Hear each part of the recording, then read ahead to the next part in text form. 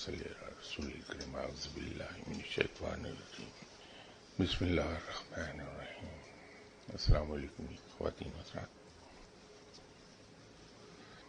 Previous Sunday میں نے یہ وعدہ کیا تھا کہ آئندہ اتوار سورہ رحمان سے متعلق گفتگو کریں گے. سورہ رحمان قرآن پاک کی کتابی ترتیب کے لحاظ سے 55 سورہ ہے. جیسے کہ آپ سب حضرات کو معلوم ہے کہ قرآن کی دو ترتیبیں ہیں. ایک تو ترتیب نزولی کہلاتی ہے، اس ترتیب سے جس ترتیب سے قرآن پاک اتارا گیا، اور دوسری ترتیب کتابی ہے کہ جس ترتیب سے قرآن پاک کو کتاب کی شکل میں لایا گیا. تو سورہ رحمان 55 سورت بنتی ہے ترتیب کتابی کے حساب سے. اس کی 3 رکوع ہیں اور 78 آیات ہیں. اس سورہ کی ابتدا اللہ کے ایک ایسے نام سے ہوئی جو اللہ کو خود بہت ذاتی طور پر بے پناہ پسند ہے، الرحمن. اس سورہ کی علماء کا اس بات پر اتفاق ہے کہ اس سورہ کی ابتدا لفظ الرحمن سے اس وجہ سے کی گئی کہ جب کفار مکہ نے اللہ کے 99 نام دیکھے، تو چونکہ کفار مکہ لٹریری لحاظ سے بہت آگے تھے. ہم لوگ مخالفت جب کسی کی کرتے ہیں تو بعض اوقات ہمیں نظروں سے اپنے مخالف کی خوبیاں اوجھل ہو جاتی ہیں. تو کفار مکہ جہاں اس عصبیت میں مبتلا تھے کہ اللہ تعالی کے ساتھ شریک ٹھہراتے تھے، اس کے ساتھ ہی ساتھ ان کے اندر بہت سی خوبیاں تھیں. جیسے مہمان نواز بے پناہ تھے. اس زمانہ جاہلیت میں بھی کفار مکہ بہت مہمان نواز تھے، حتیٰ کہ مہمان کی حفاظت میں اپنی جان بھی دے دیتے تھے. کفار مکہ میں سخاوت اس وقت بھی موجود تھی، اور فصاحت و بلاغت بہت تھی اس زمانے میں. کفار مکہ زبان پر عبور رکھتے تھے، اور ویسی عربی زبان دنیا کی سب سے فصیح و بلیغ زبان ہے. انہیں عربی پر بہت عبور تھا، اور اس زمانے میں بڑے بڑے نامور شعراء پیدا کیے انہوں نے. تو الرحمن چونکہ سپرلیٹو ڈگری کو بیان کرتا ہے کہ ایسی ہستی جو آنکھیں بند کر کے نوازشات کرنے والی ہو، وہ رحمان ہے. تو کفار مکہ نے اللہ تعالی کے ان 99 ناموں کو پڑھنے کے بعد ایک سوال یہ کیا، معاذ اللہ تحقیر کے طور پہ، جیسا کہ ان کا وتیرہ تھا، کہ رحمان کون ہے.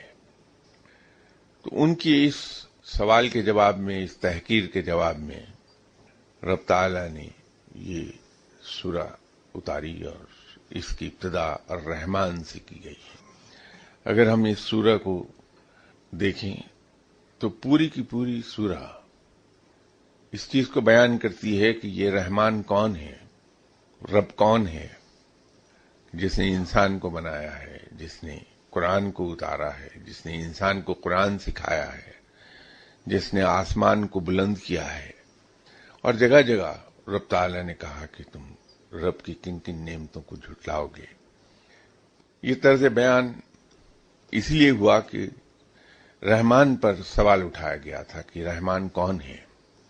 تو اس کے جواب میں رب تعالی نے بیان کیا کہ رحمان وہ ہے جس نے یہ سب کام کیے، جس نے تمہیں تخلیق کیا، جس نے تم پر قرآن اتارا، جس نے تمہیں قرآن سکھایا، جس نے یہ آسمان و زمین قائم کیے، جو مشرق و مغرب کا رب ہے.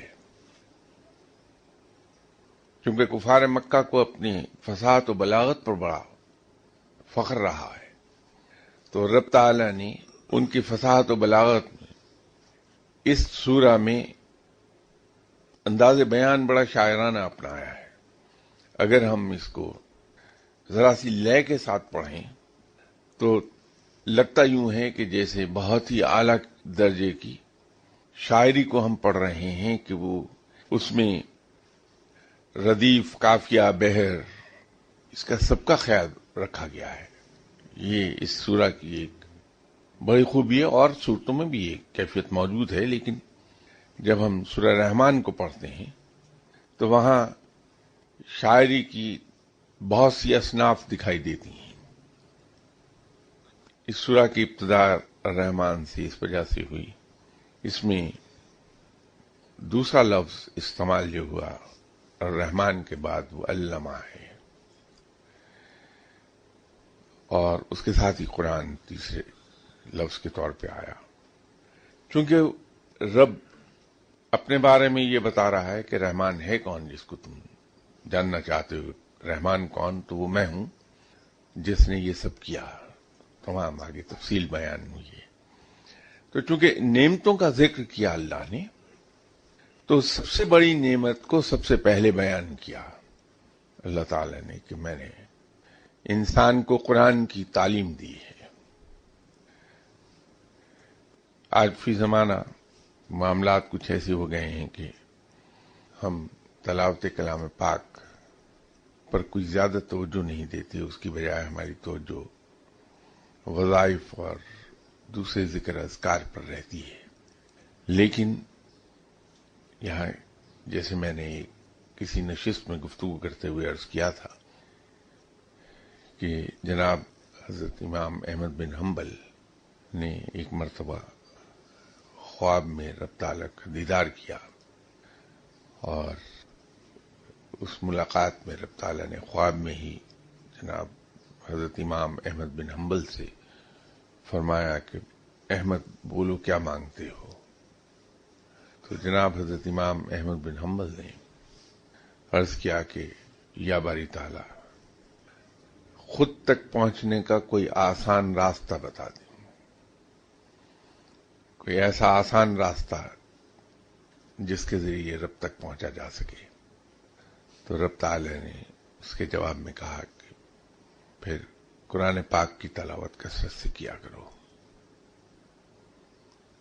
یہ ہماری بدقسمتی ہے کہ ہم قرآن پاک کی تلاوت سے دور رہتے ہیں. لوگوں سے ملاقات جب ہوتی ہے تو بہت سے لوگ یہ پوچھتے ہیں کہ کوئی وظیفہ دے دیں پڑھنے کو، کوئی ذکر دے دیں پڑھنے کو. تو جب ان سے یہ کہا جاتا ہے کہ آپ بجائے وظائف پڑھنے کے قرآن پاک کی تلاوت کر لیا کیجیے، تو جواب انویریبلی ایچ ٹائم یہی آئے گا کہ وہ تو ٹھیک ہے لیکن آپ کوئی وظیفہ بتائیے. تو اس وقت دکھ ہوتا ہے اس بات پر کہ ہم لوگ ذہنی طور پر کس طرح سے متاثر ہیں ان کتابوں میں جن میں وظائف، اوراد، ذکر، اذکار یہ بیان کیے گئے ہیں. حالانکہ جب ہم ترتیب سے قرآن پاک پڑھتے ہیں تو قرآن کی ابتدا ہی الف لام میم سے ہوئی ہے. الف لام میم مجموعہ ہے 3 حروف مقطعات کا، اور اگر اس کا ذکر ایک خاص طریقے سے کیا جائے، خاص وقت پر، خاص تعداد میں پڑھا جائے، تو اس کا ذکر کرنے والا شخص ولایت کے تیسرے درجے پر فائز ہو جاتا ہے. یہاں کسی نشست میں ولایت کے درجات کا ذکر ہوا تھا تو میں نے عرض کیا تھا کہ ولایت میں 10 درجے ہیں. تو تیسرے درجے پر ولایت مل جاتی ہے اسے، تیسرے درجے کی ولایت. ابتدا ہی ایسے لفظ سے ہے کہ جس کے پڑھنے سے انسان ولایت کے تیسرے درجے پر فائز ہو جاتا ہے. پھر قرآن پاک ہی میں وہ 3 صورتیں موجود ہیں جن میں اسم اعظم موجود ہے. مختلف حروف مقطعات کا ذکر اس میں آیا ہے، اس کو بیان کیا گیا ہے. تو جب ہم ان حروف مقطعات کو پڑھتے ہوئے گزرتے ہیں تو اس کی برکات ہمیں مل جاتی ہیں. اور حروف مقطعات میں وہ بھی ہیں، حروف ہیں جن کے پڑھنے سے رزق کھلتا ہے، جن کے پڑھنے سے اللہ تعالیٰ ان کی برکت سے انسان کو وہ قوت عطا کر دیتا ہے یا وہ صلاحیت بخش دیتا ہے رب تعالیٰ کہ اگر اس کو پڑھ کے کسی پر پھونک دیا جائے تو بیمار کو شفا ہو جاتی ہے. اور اگر زیادہ کثرت سے اسے پڑھتا رہا بندہ تو اس مقام پر بھی آتا ہے کہ وہ اگر انسان صرف دیکھ ہی لے کسی بیمار کی طرف تو اسے شفا اللہ عطا فرماتا ہے. اور اس سے اگلا مقام بھی آ جاتا ہے کہ جس کمرے میں وہ شخص بیٹھا ہے، اگر کوئی آدمی ایسا آ گیا جس کے سر میں درد ہے، بخار ہے، جسم میں درد ہے کہیں، تو اس کمرے میں داخل ہوتے ہی بخار بھی جاتا رہتا ہے اور دردیں بھی جاتی رہتی ہیں. یہ سب اس ورد کا ہے. وہ حروف مقطعات ہیں. علم ملتا ہے حروف مقطعات میں. ایسا ایک حرف ہے جس کو پڑھنے سے بہت ہی اعلیٰ درجے کا علم اللہ عطا فرما دیتا ہے. تو جب ہم قرآن پاک کی تلاوت کرتے ہیں تو ہم ان تمام حروف کو بھی پڑھتے ہیں اور ان سب کی برکات ہمیں ملتی ہیں. اس کے علاوہ پھر صورتوں کی فضیلت ہے، ان تمام فضائل سے بہرہور ہو جاتے ہیں جب ہم قرآن پاک کی تلاوت کرتے ہیں. لیکن ہمارے یہاں رفتہ رفتہ یہ چیز کم ہوتی گئی ہے کہ قرآن پاک کی تلاوت کثرت سے کی جائے. اس کی جگہ مختلف وظائف نے اور اوراد نے لے لی. تو بات یہ ہو رہی تھی سورہ رحمان میں کہ اس کی جو ابتدائی آیات ہیں اس میں ایک تو رب تعالیٰ نے ابتدا ہی الرحمن سے کی، پھر سب سے بڑی نعمت کا ذکر سب سے پہلے فرمایا کہ ہم نے انسانوں کو قرآن کا علم عطا کیا.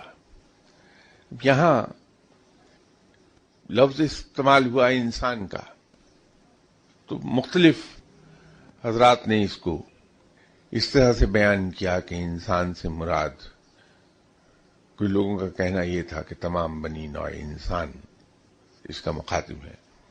کچھ علماء نے اس کی تفسیر یوں بیان کی کہ انسان سے مراد حضرت آدم علیہ السلام ہے.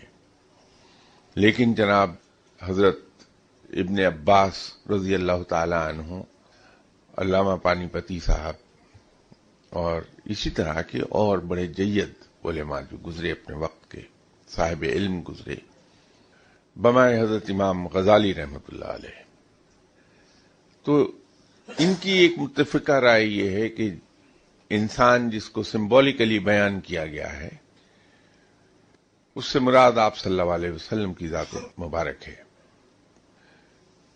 اور یہ ایکسپلینیشن زیادہ قرین قیاس لگتی ہے اس لیے کہ قرآن آپ صلی اللہ علیہ وسلم کو سکھایا گیا تھا اور آپ صلی اللہ علیہ وسلم سے آگے پھر قرآن ہم تک پہنچا.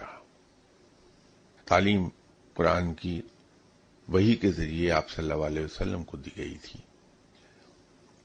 تو یہ بات زیادہ قرین قیاس ہے کہ انسان سے مراد آپ صلی اللہ علیہ وسلم میں. آپ صلی اللہ علیہ وسلم کے بارے میں ایک بات اولیاء کرام یہ کہتے ہیں کہ آپ مجسمہ قرآن ہیں.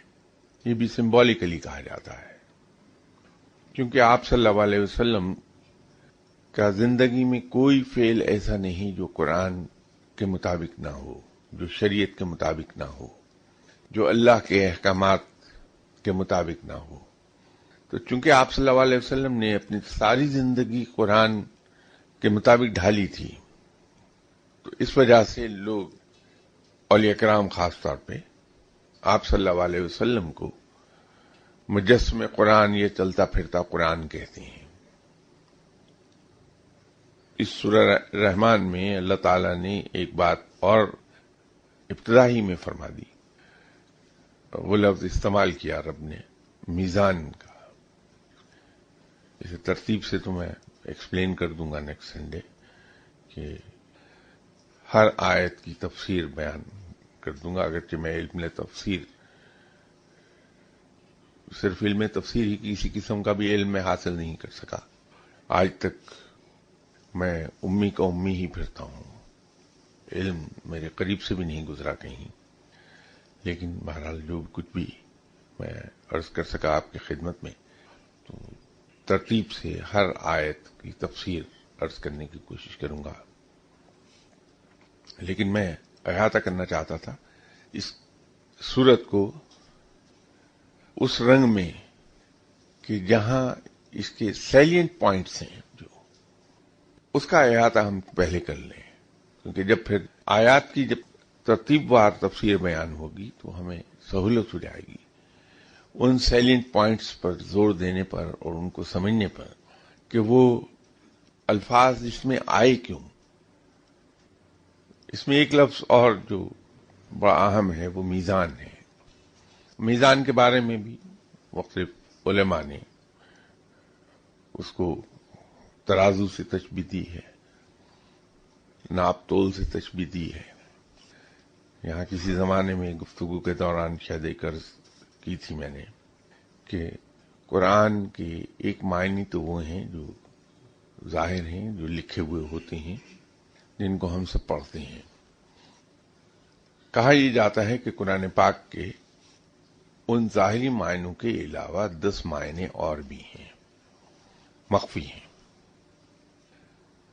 جو ولی اللہ جس درجے پر وہ فائز ہوتا ہے، جیسے ابھی میں تیسرا درجہ عرض کر رہا تھا، تو وہ اسی درجے کے معنوں سے واقف ہوتا ہے، وہ معنی اس پہ کھل جاتے ہیں۔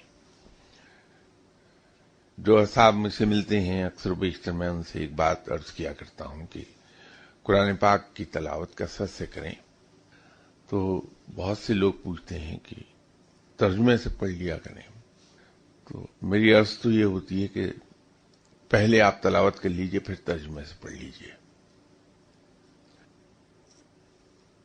یہ جو تلاوت کے بارے میں عرض کرتا ہوں کہ آپ پہلے تلاوت کر لیجئے پھر ترجمے سے پڑھ لیجئے۔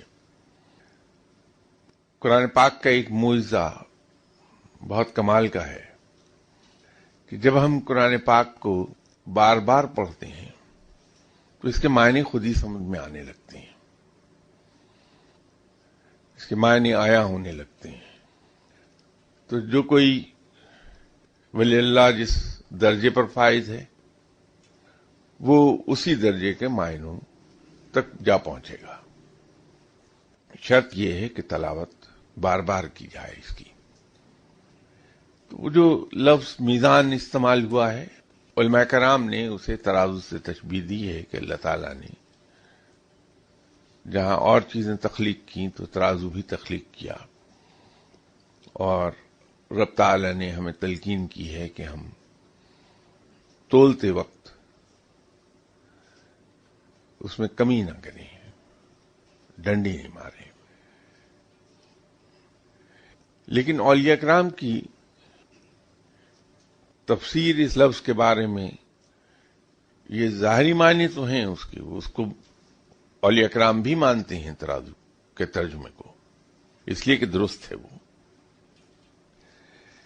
لیکن اولیاء کرام کا کہنا یہ ہے کہ لفظ ترازو ذو معنی ہے، ظاہری معنوں میں تو یہ آیا تولنے کے معنوں میں، ایسا انسٹرومنٹ جو تولنے کے لیے استعمال ہو ترازو، اور جو کمی بیشی کی تلقین کی گئی ہے وہ ظاہری معنوں میں بالکل درست اسی طرح ہے جیسے علماء کرام نے اس کی تفسیر بیان کی کہ تولتے وقت اس میں کمی نہ کی جائے۔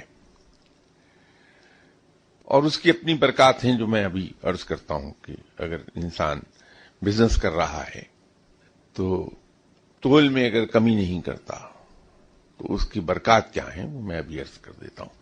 لیکن جو اولیاء کرام کا کہنا ہے اس میں، وہ ترازو سے مراد بیلنس کی صورت میں لیتے ہیں، میزان کو بیلنس کے معنوں میں لیتے ہیں کہ اللہ تعالی نے یہ کہا کہ میں نے ایک توازن پیدا کیا ہے. اس کو اولیاء اکرام کا کہنا یہ ہے کہ رب یہ کہہ رہا ہے کہ اس کائنات کو میں نے ایک بیلنس پر قائم کیا ہے، ایک ڈیلیکیٹ بیلنس پر قائم ہے یہ کائنات، اور اسی ڈیلیکیٹ بیلنس پر ہی کائنات چل رہی ہے. تو انسان کو تلقین کی ہے رب تعالیٰ نے کہ وہ اپنی ڈیلنگز جو دوسروں کے ساتھ ہیں اس کے اندر ایک توازن کو قائم رکھیں، اور دوسروں کے ساتھ ڈیل کرتے وقت ان کا کوئی حق اپنے ذمہ نہ رکھیں، کسی کے ساتھ زیادتی نہ کریں، توازن پر، ڈیلیکیٹ بیلنس پر ہی اپنے تعلقات کو رکھیے دوسرے انسانوں کے ساتھ انٹریکشن کے لیے. اور اعمال کے سلسلے میں رب تعالی نے توازن کا کہا. یہ اولیاء کرام کی تشریح ہے اس لفظ میزان کے بارے میں.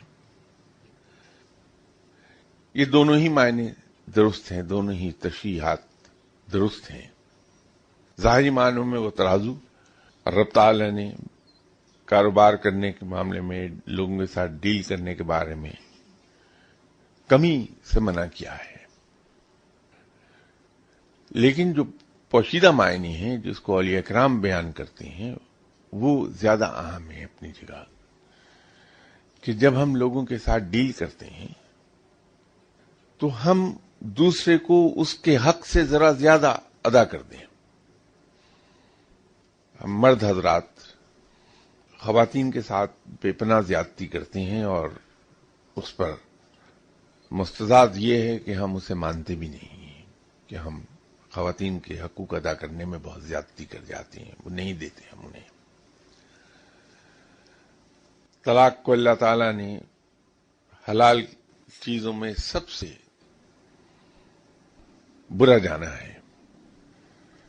آپ صلی اللہ علیہ وسلم نے بھی مردوں کو تلقین یہی کی ہے کہ طلاق کو حد الوسع اوائڈ کیا جائے. لیکن اگر یہ بالکل ہی ان اوائڈیبل ہو جائے، طلاق دینے کے علاوہ کوئی چارہ ہی نہ رہے، تو خواتین کے ساتھ جس قسم کے سلوک کا حکم ہوا کہ جو ان کا ڈیو ہے اس سے زیادہ دے دیا جائے، ان سے آسن طریقے سے علیحدہ ہوا جائے. یہ بنیادی چیز یہ ہے کہ بیویوں سے اگر علیحدہ ہونا پڑ جائے، ان کو ڈائیورس کرنا پڑ جائے، تو بہت آسن طریقے سے انہیں فارغ کیا جائے. ہم لوگ بدقسمتی سے الزام لگا دیتے ہیں بیویوں پر، بہت بڑی عصبیت ہے، یہ نہیں کرنا چاہیے. بلکہ اگر خدا نخواستہ بیوی سے کہیں کوئی غلطی، ایسی مورل غلطی ہو گئی ہے، اس کا پاؤں سلپ کر گیا کہیں، تو مناسب یہ ہے کہ اسے چھپا لیا جائے، دوسروں کے علم میں نہ لایا جائے، کسی اور بہانے سے طلاق دے دی جائے، اس عیب کو چھپا دیں، عیاں نہ کریں. یہ آسان طریقہ ہے. اور اتنی خوبصورتی سے چھوڑ دیں کہ نہ تو سخت بیانی کی جائے، نہ گالم گلوچ کی جائے، نہ اس پر الزام لگائے جائیں، بلکہ انتہائی عاجزی اور نرمی کے ساتھ کہہ دیا جائے کہ میرا خیال ہے کہ بیوی اب معاملات اس مقام کو آ گئے ہیں کہ جہاں آپ کا میرے ساتھ رہنا شاید آپ کے حق میں بہتر نہ ہو. ہے تو سخت فیصلہ، لیکن میرے خیال میں آپ اگر مجھ سے علیحدگی اختیار کر لیں، جتنے عاجزانہ اور جتنے نرم الفاظ میں ہم وائف کو کنوے کر سکیں یہ فیصلہ، اتنا ہی رب تعالیٰ کے احکامات کے مطابق ہو جائے گا. اور پھر علیحدہ کرتے وقت ہم لوگ عام طور پر حق مار لیتے ہیں بیویوں کا، جبکہ اللہ تعالیٰ تو ان کے حق سے زیادہ دینے کو کہتا ہے. ان کو اتنا وافر دے دیا جائے کہ جب تک کہ ان کے زندگی گزارنے کو کوئی دوسرا بندوبست نہیں ہو جاتا، وہ خوش اسلوبی سے اپنی زندگی گزار لیں. تو یہ ترازو جو ہے، علماء کرام تو تولنے کے معنی میں اس کو بیان کرتے ہیں، درست ہے بالکل، اس پر کوئی غلطی نہیں، بلکہ علماء صاحب علم لوگ ہیں، ہم ہمارے مقابلے پہ کہیں زیادہ علم جانتے ہیں، تو ان کی تشریح بالکل درست 100%.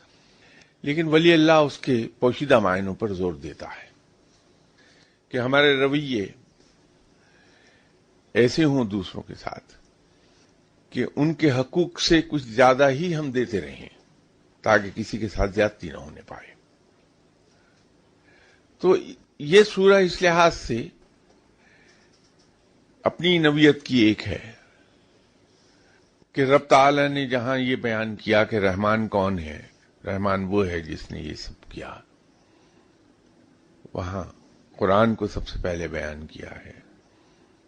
پھر میزان کا لفظ استعمال ہوا، توازن کا، اس کو میزان کے معنوں میں، اردو میں اس کو ہم ترازو سے تعبیر کرتے ہیں، لیکن در حقیقت اس کے جو چھپے ہوئے معنی ہیں وہ ایک ڈیلیکیٹ بیلنس کے ہیں جو ہمیں قائم رکھنا ہے ہر لحاظ سے، کہ عبادات اور دنیا کو جب لے کر ہم اکٹھا چلیں تو ایک ڈیلیکیٹ بیلنس ہم قائم کر لیں کہ عبادات سے متعلق جو فرائض ہیں وہ بھی خوش اسلوبی سے ہم ادا کر دیں، جو دنیا داری ہمیں نبھانی ہے، جو ہم پر لوگوں کے حق ہیں، والدین کا حق ہے، ہماری امیڈیٹ فیملی کا ہم پر حق ہے، رشتہ داروں کا ہے، دوستوں کا ہے، پڑوسیوں کا ہے، ہم وطنوں کا ہے،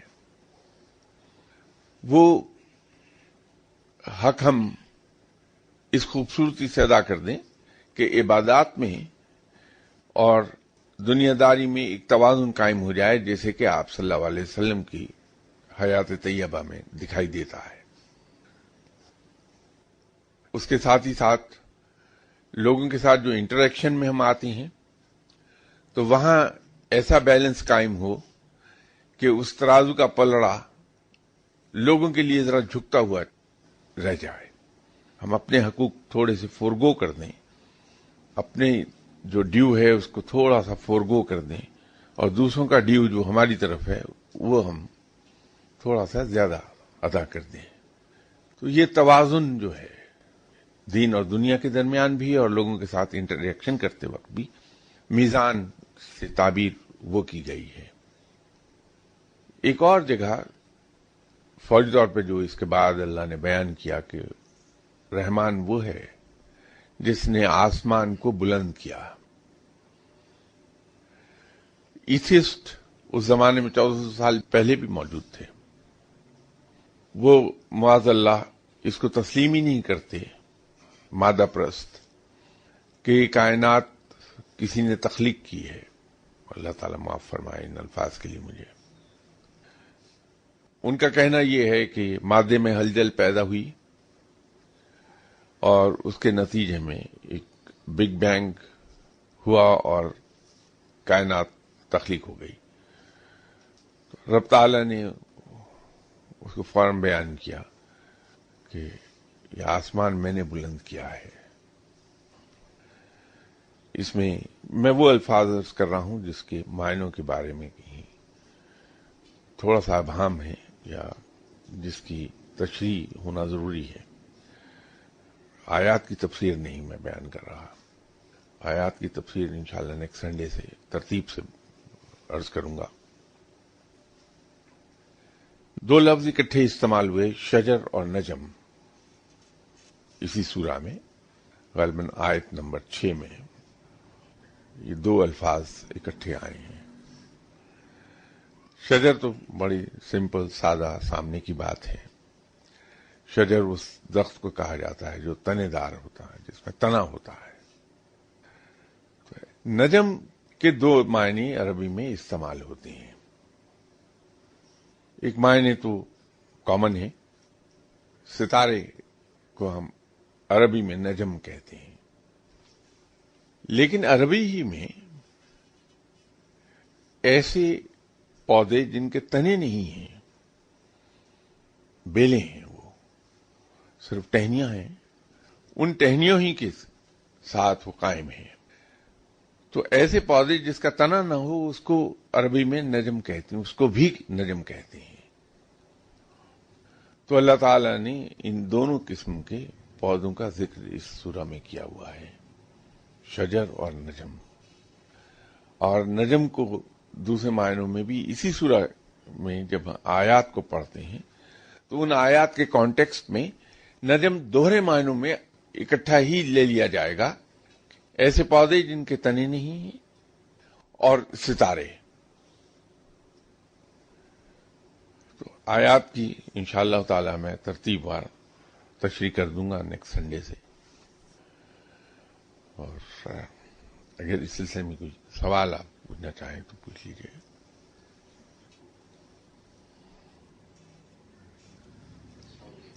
वालेकुम अस्सलाम।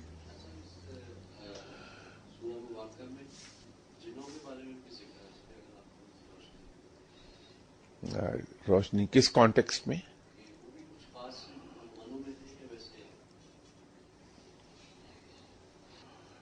असल में ये सूरा, जैसे मैंने अर्ज किया कि इस सूरा के पीछे जो बैकग्राउंड है इसके नजूल की, वो तो वही है कि जो कुफार ने अल्लाह ताला के 99 नाम पढ़ने के बाद रहमान के बारे में मौज़ल्ला क्वेश्चन किया। तो इसका इस सूरत में जिनको खिताब किया गया उसका ताल्लुक वो इसी जमीन से था, इसी रुए जमीन पर है। इस रुए जमीन पर दो मखलूकात ऐसी हैं जो अपना ब्रेन यूज करती हैं, अप्लाई करती हैं अपना माइंड, इंसान और जिन। तो ये दोनों को इसलिए इसमें मुखातिब कर लिया गया, अदरवाइज ये जुबानी नहीं है, वो उसका मुखातिब इंसान और जिन दोनों ही हैं, क्योंकि वो इस रुए जमीन पर बसते हैं। वालेकुम अस्सलाम।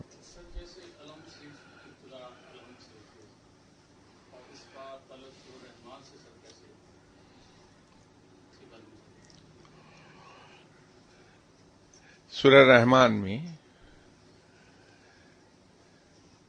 एक सवाल किया गया है कि तुम अल्लाह की कौन कौन सी नेमतों को झुटलाओगे। वहां वो लोग मुखातिब हैं इस एक जुमले से कि तुम अल्लाह की किन किन नेमतों को झुटलाओगे, जो अल्लाह को माज़अल्लाह क्वेश्चन करते हैं। तो रब उन्हें कहता है कि मैं वो रहमान हूं जिसने ये पैदा किया, जिसने ये पैदा किया, जो इसका मालिक है, जो इसका मालिक है। हर जगह वो कहता है तुम, जैसे रब्बुल मशरिकैन वल मगरिबैन, तो साथ ही उसने कहा कि तुम अल्लाह की किन किन नेमतों को झुटलाओगे। तो एक तो वो इंसान है जो अल्लाह की नेमतों को मुआज़ल्लाह झुटलाता है, और इंसानों की एक वो किस्म है जो अल्लाह की नेमतों का शुक्र अदा करते हैं। उस सूरा का ताल्लुक चूंकि उन लोगों से है जो सीधे रास्ते पर चले, जो दुआ या कलमात हैं, या अल्लाह हमें वो उन लोगों का रास्ता दिखा दे जो सीधे रास्ते पर चले। ये मफहूम है उसका, लफ्जी तर्जुमा नहीं। तो जो सीधे रास्ते पर चले वो लोग थे जिन्होंने रब को रब जाना, पहचाना नहीं, रब को रब जाना। और रब को रब जानेगा उस वक्त इंसान, उस वक्त उसको रब तस्लीम करेगा जब उसको पहचान लेगा। तो वो लोग जिन्होंने रब को पहचाना और फिर उसको अपना रब मान लिया, अपना रब जान लिया, तो ये वही लोग हो सकते हैं जो अल्लाह की नेमतों का शुक्र अदा करते हैं। जब किसी शख्स को यह अदराक होने लगे कि मेरा रब कितना अजीम है, कितना बड़ा है, उसने मुझे किस किस रंग में पाला है, किस किस रंग में नवाजा है, किस किस रंग में अनायात की हैं मेरे ऊपर, तो उसके अंदर जज्बा तशक्कुर बेदार होता है। दुनियावी लिहाज से अगर हम देखें तो अगर हमें कभी ये पता चल जाए कि फलां शख्स हमारे लिए इतना मेहरबान है, فلاں شخص نے ہمارے لیے یہ کیا اور فلاں شخص اس طرح ہمیں نوازتا ہے، تو اس کے لیے ہمارے دل میں جذبہ تشکر پیدا ہوتا ہے، اور جب جذبہ تشکر پیدا ہوتا ہے تو ہم لوگوں کے درمیان اس کا ذکر کرتے ہیں بہت اچھے الفاظ میں۔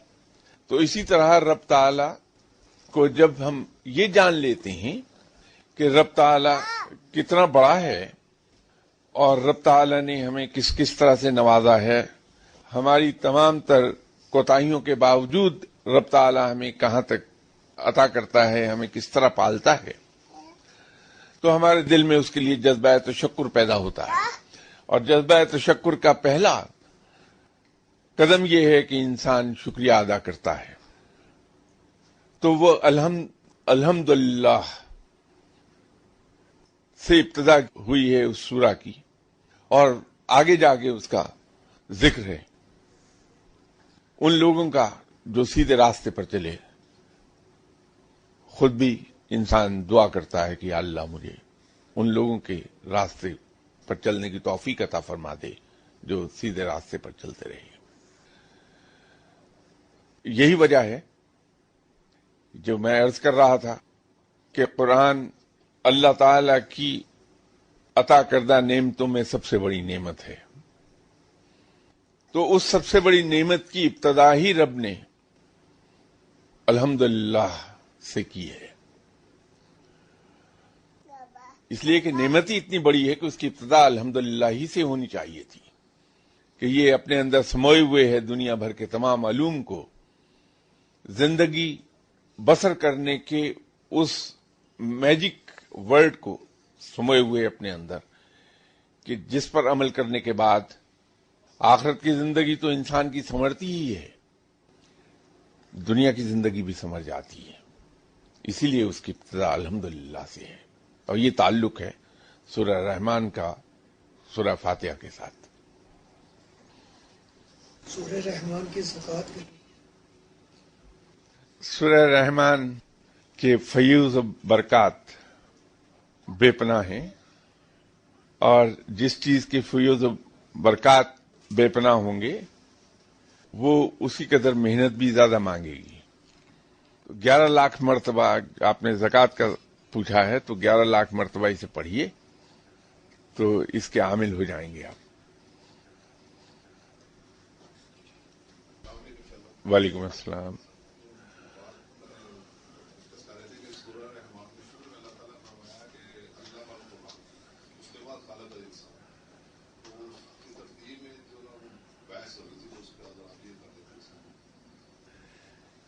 دیکھیے وہ ترتیب ہے نعمتوں کے حساب سے کہ اللہ نے قرآن کا علم سکھایا، اور دوسرا احسان اللہ کا یہ ہے کہ اللہ نے انسان کو پیدا کیا۔ اس لیے میں نے ابھی ایک بات عرض کی تھی کہ بہت سے علماء کرام کا اس بات پر اتفاق ہے کہ جو قرآن میں خلق الانسان کہا گیا وہ انسان بنی نوع انسان سے مراد ہے، لیکن امام غزالی، جناب حضرت ابن عباس رضی اللہ تعالی عنہ، علامہ پانی پتی صاحب، اور اسی طرح اور بہت سے لوگ، انہوں نے بالاتفاق یہ کہا کہ انسان سے مراد آپ صلی اللہ علیہ وسلم کی ذات مبارکہ ہے۔ تو جہاں قرآن سب سے بڑی نعمت ہے، وہاں آپ صلی اللہ علیہ وسلم کی تخلیق بھی ہمارے لیے بہت بڑی نعمت ہے کہ آپ صلی اللہ علیہ وسلم رحمت للعالمین ہیں۔ سب انسانوں کے لیے بہت بڑی نعمت ہیں آپ صلی اللہ علیہ وسلم، خواہ وہ مسلم ہے یا نان مسلم۔ تو اس وجہ سے وہ اس کا بیان قرآن کے فوراً بعد انسان کی تخلیق کا بیان آ گیا۔ وعلیکم السلام۔ عمومی طور پر آگے یہ الائے ربی تمہارا ترجمہ کیا جاتا ہے کہ بس تم اللہ کی کون کون سی نعمتوں کو جھٹلاؤ گے، لیکن بعض علماء کہتے ہیں کہ اس کا اگر ترجمہ کیا جائے کہ بس تم اپنے رب کی کون کون سی نشانیوں کو جھٹلاؤ گے تو وہ زیادہ سیٹ بیٹھتا ہے۔ یہ دونوں ترجمے صحیح ہیں، اس لیے کہ اس سورہ میں رب تعالیٰ نے اپنی نعمتوں کا جو ذکر کیا ہے وہ ایک خاص مخصوص کانٹیکسٹ میں ہے. تو یہ نعمتیں نشانی ہی کے معنوں میں استعمال ہوئی ہیں وہاں. جہاں وہ کہتا ہے کہ میں نے قرآن کا علم سکھایا، میں نے انسان کو بنایا، میں نے ترازو میزان پیدا کیا، میں نے آسمان کو بلند کیا، مشرق و مغرب کا میں رب ہوں. یہ وہ نعمتیں گنوا رہا ہے اور بار بار وہ کہہ رہا ہے تم اللہ کی کن کن نعمتوں کو جھٹلاؤ گے. یہ دونوں معنوں میں ہی بالکل صحیح ہے. جیسے میں آپ سے عرض ابھی کر رہا تھا کہ اس میں وہ الفاظ، نجم کا میں نے ذکر کیا، میزان کا ذکر کیا، انسان کا ذکر کیا، تو یہ سارے الفاظ جو ہیں وہ زمانی استعمال ہوئے ہیں، اس کے کئی کئی معنی نکلتے ہیں. اسی طرح تم اللہ کی کن کن نعمتوں کو جھٹلاؤ گے، اگر جھٹلانے کی جگہ ہم نعمتوں کی جگہ نشانی کو دے دیں تو بات وہیں کی وہیں چلی جائے گی کہ رب تعالیٰ اپنے آپ کو بیان کر رہا ہے کہ میں وہ رب ہوں. تو وہ دونوں معنوں میں ہی درست ہو جائے گا. انشاءاللہ تعالی نیکسٹ سنڈے ملاقات ہوتی ہے بشرط زندگی.